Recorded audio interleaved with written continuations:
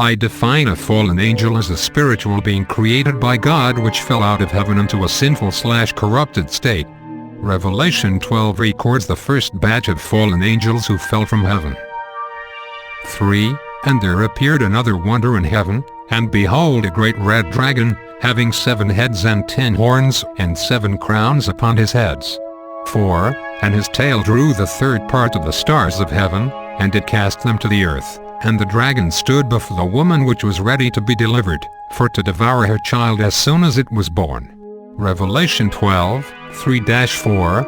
Fallen angels in the Bible are often referred to as the sons of God and as Satan as ministers. The following is a short list of the capabilities of fallen angels. Physical visibility. Although fallen angels are spiritual beings, they appear to have the ability to physically appear to people, like their unfallen counterparts in Genesis 19:1. Genesis 6 records the activities of the first batch of fallen angels that fell from heaven. The sons of God, fallen angels, were able to marry human women, which strongly suggests the women were able to see them, and produced children, which further suggests that fallen angels were able to appear physically to women. 1. And it came to pass, when men began to multiply on the face of the earth, and daughters were born unto them.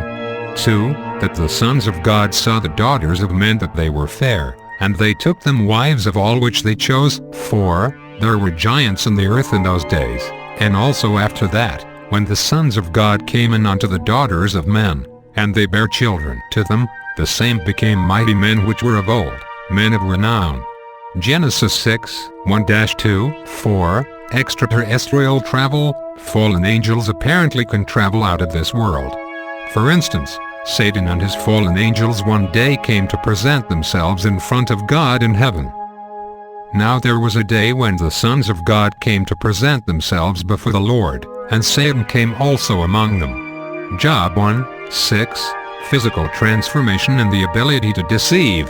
2 Corinthians 11:13-15 informs us that Satan's ministers/fallen angels have the ability to transform themselves so that they can pose as ministers of righteousness. 13. For such ones are false apostles, deceitful workers transforming themselves into apostles of Christ.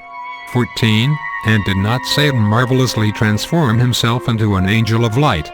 15. It is not a great thing, then, if also his ministers transform themselves as ministers of righteousness, whose end will be according to their works. 2 Corinthians 11:13-15, as I've stated before, the Greek word for transform is metash, which means to transform the figure of. Therefore, fallen angels have the ability to deceive people by transforming themselves to resemble religious figures that many people believe in if they choose to do that, which they sometimes actually do. Demon/devil. I define a demon as an unclean spirit that seeks to possess, manipulate, and to deceive people. In the King James Version of the Bible, demons are referred to as devils. Here are the abilities of demons. The ability to control the entity they possess. A well-known event where Christ casted out demons from a man to a herd of swine suggests demons can control the entity they possess. The demons controlled the man's actions and then the actions of the herd of swine. 28. And when he was come to the other side into the country of the Gergesens, there met him 2 possessed with devils, coming out of the tombs, exceeding fierce, so that no man might pass by that way. 29. And, behold, they cried out, saying, What have we to do with thee, Jesus, thou Son of God? Art thou come hither to torment us before the time? 30. And there was a good way off from them an herd of many swine feeding. 31. So the devils besought him, saying, If thou cast us out, suffer us to go away into the herd of swine. 32. And he said unto them, Go. And when they were come out, they went into the herd of swine, and, behold, the whole herd of swine ran violently down a steep place into the sea, and perished in the waters. Matthew 8:28-32. 11. Now there was there nigh unto the mountains a great herd of swine feeding. 12. And all the devils besought him, saying, Send us into the swine, that we may enter into them. 13. And forthwith Jesus gave them leave.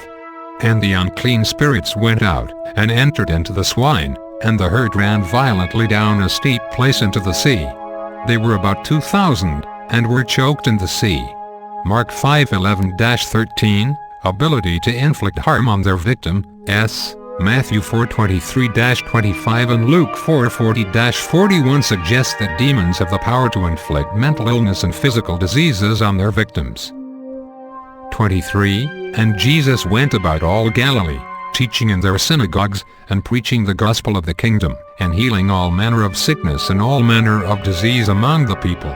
24. And his fame went throughout all Syria, and they brought unto him all sick people that were taken with diverse diseases and torments, and those which were possessed with devils, and those which were lunatic, and those that had the palsy, and he healed them.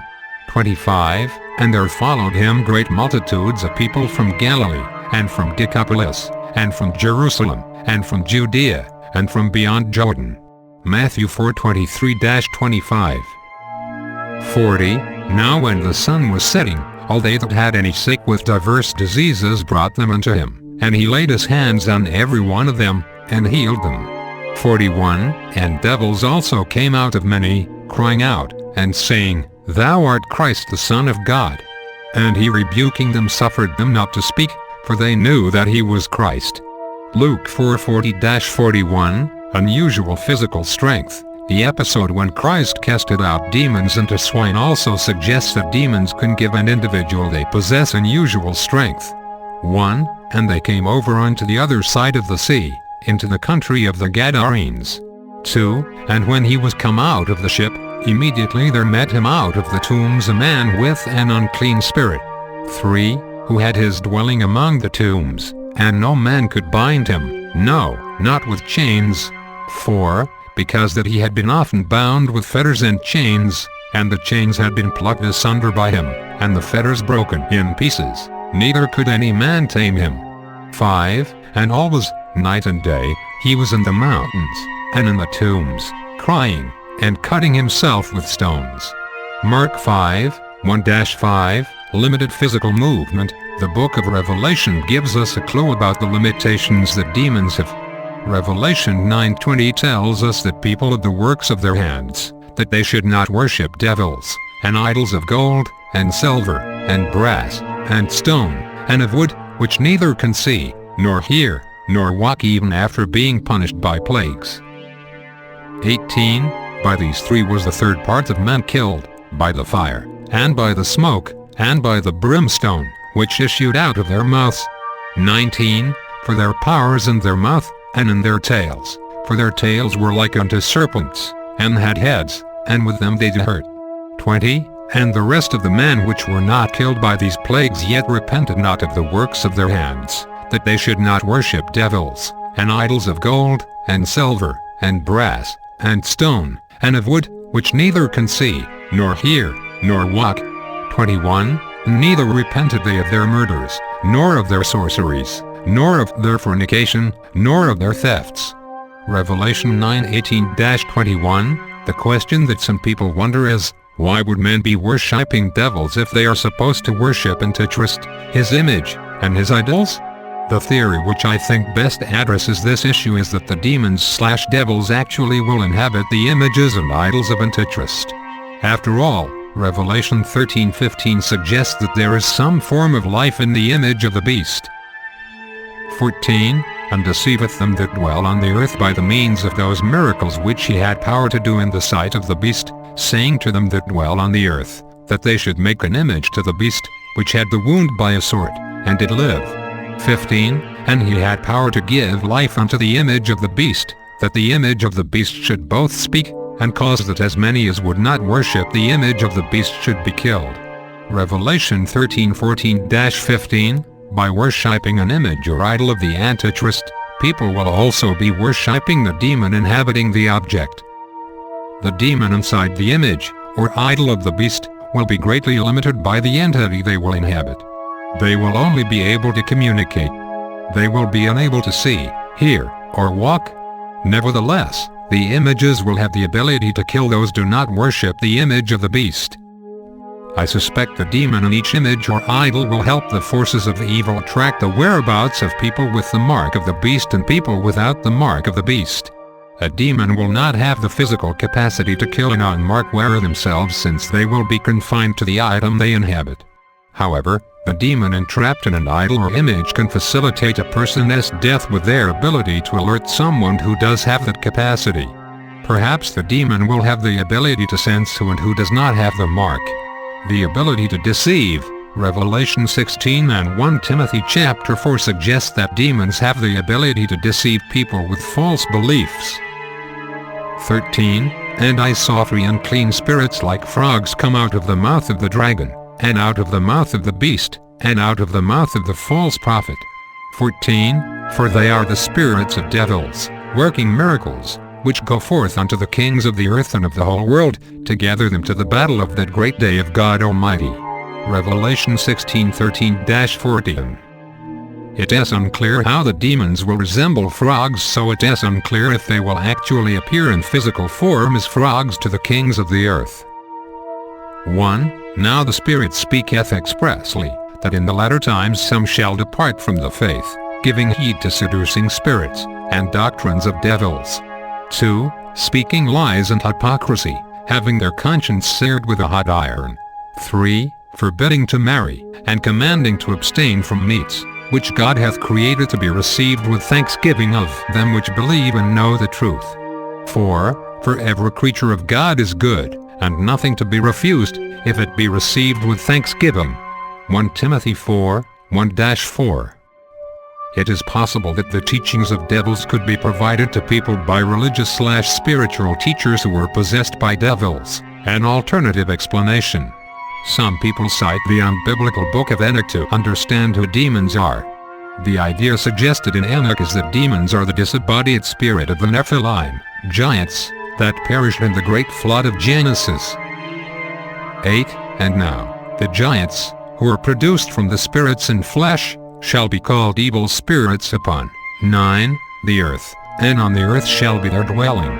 Evil spirits have proceeded from their bodies, because they are born from men, and from the holy watchers as their beginning and primal origin. 10. They shall be evil spirits on earth, and evil spirits shall they be called. As for the spirits of heaven, in heaven shall be their dwelling, but as for the spirits of the earth which were born upon the earth, on the earth shall be their dwelling. 11. And the spirits of the giants afflict, oppress, destroy, attack, do battle, and work destruction on the earth, and cause trouble. They take no food, but nevertheless 12. Hunger and thirst, and cause offenses. And these spirits shall rise up against the children of men and against the women, because they have proceeded from them.